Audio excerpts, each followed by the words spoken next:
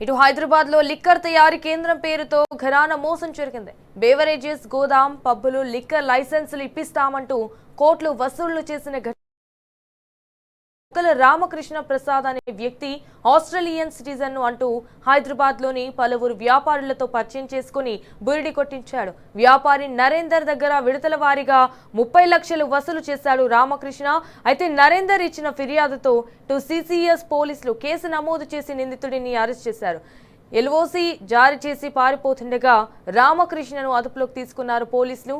అతని తండ్రి వరప్రసాద్ అండ్ మరో నిందితుడు విక్రమ్ కోసం అయితే స్పెషల్ టీం ఏర్పాటు చేసి పోలీసులు గాలిస్తున్నారు. ఇన్ఫాక్ట్ విలాసవంతమైన జీవితానికి అలవాటు పడిన వ్యాపారవేత్తలని టార్గెట్ చేసి కోట్లాది రూపాయలను వసూలు చేశాడు Ramakrishna. Singapore, Malaysia, Thailand, Bengaluru, Mumbai ప్రాంతాల్లో వ్యాపారాల్లో పెట్టుబడులు పెట్టించినట్లుగా నమ్మిస్తూ మోసం చేశాడు. బ్యాంక్ ఆఫ్ బరోడా నుంచి 4 కోట్ల రూపాయలు లోన్ తీసుకుని ఎగ్గొట్టాడు. ఆస్ట్రేలియాలో కూడా పలు చీటింగ్ కేసులు ఉండి జైలు జీవితం గడిపినట్లుగా వివరాలు సేకరించారు పోలీసులు. అండ్ రామకృష్ణ చేతిలో ఎవరైనా మోసపోయి ఉంటే హైదరాబాద్ సిసిఎస్ పోలీసులను ఆశ్రయించండి అంటూ కూడా ప్రకటించారు.